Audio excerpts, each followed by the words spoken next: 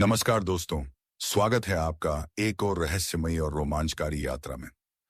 आज हम बात करेंगे एक ऐसे नगर की जिसका नाम है अमृता, यानी अमरों का शहर। क्या ऐसा कोई शहर वाकई था? क्या हमारे इतिहास या पुराणों में अमृता की कोई वास्तविक जगह का जिक्र है, या ये सब केवल कल्पनाएं हैं? आइए परत दर परत इस रहस्य को खोलते हैं और चलते हैं एक ऐसी यात्रा पर जहां इतिहास, पुराण और रहस्य एक साथ मिलते हैं। भारत की प्राचीन संस्कृति में अमृता केवल एक विचार नहीं था, बल्कि एक साध्य था। ऋषि मुनियों ने तपस्या के बल पर शरीर और आत्मा को दीर्घजीवी बनाया। कई बार ऐसी कथाएं मिलती हैं जहां कहा गया कि कुछ महापुरुषों ने मृत्यु को हराया। क्या अमृता एक स्थान था या एक स्थिति?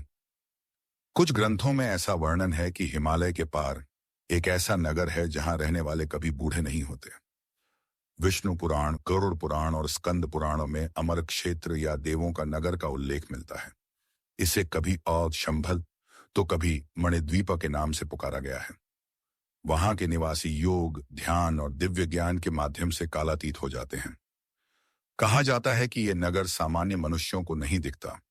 वह केवल उन्हीं को दृष्टिगोचर होता है जो आत्मज्ञान की उच्चतम अवस्था को प्राप्त कर लेते हैं। क्या आपने कभी पाची अष्टचिरंजीवियों के बारे में सुना है? 1. हनुमान जी। 2.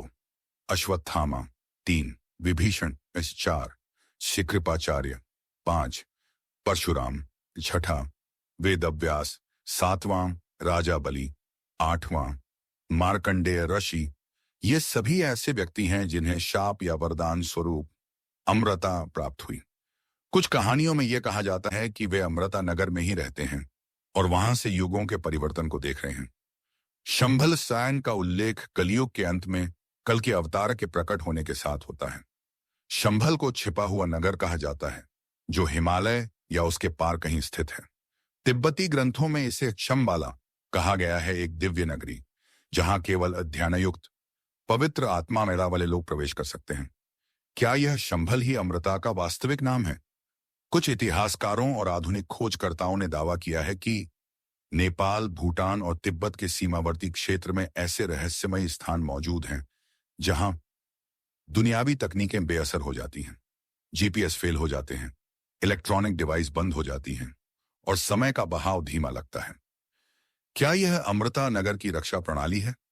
अब सवाल यह उठता है, क्या विज्ञान अमृता को संभव मानता है? जैव विज्ञान में जीवन की दीर्घता, लॉन्जेविटी, जेनेटिक म्यूटेशंस और टीलोमेयर रिसर्च ऐसे विषय हैं जो बताते हैं कि हम शरीर को धीमा बूढ़ा कर सकते हैं। पर क्या पूरी तरह से अमर होना संभव है? अगर प्राचीन भारत के योगियों ने ऐसा कुछ हासिल किया, तो क्या वो विज्ञान से बहुत आगे थे? 2015 में एक विदेशी खोजकर्ता ने दावा किया था कि नेपाल तिब्बत बॉर्डर पर एक गुफा मिली, जहां एक पत्थर पर अजीब काल चक्र का निशान था और वहां जाने के बाद उनकी घड़ी 3 घंटे पीछे हो गई।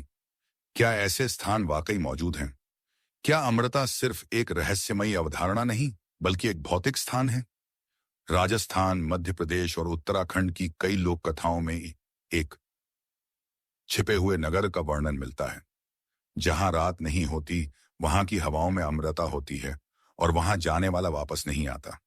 एक कहानी में कहा गया कि एक साधु एक पहाड़ी गुफा से उस नगर में चला गया और 300 साल बाद लौटा, जब वहां का समय मात्र 3 दिन ही बीता था। दोस्तों, क्या अमृता केवल एक पौराणिक कथा है या कोई छिपा हुआ सत्य जिसे हमारी चेतना अब तक समझ नहीं पाई? क्या विज्ञान कभी इस रहस्य को सुलझा पाएगा? क्या शंभल, अमरनगर और चिरंजीवी ये सब किसी गूढ़ सत्य की ओर इशारा करते हैं? आपका क्या मानना है?